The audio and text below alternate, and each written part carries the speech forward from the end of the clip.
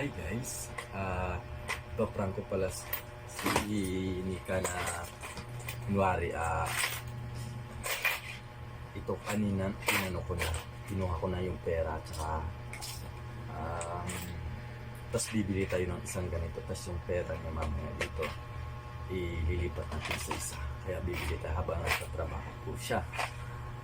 Ayun po, samahin niyo po ako.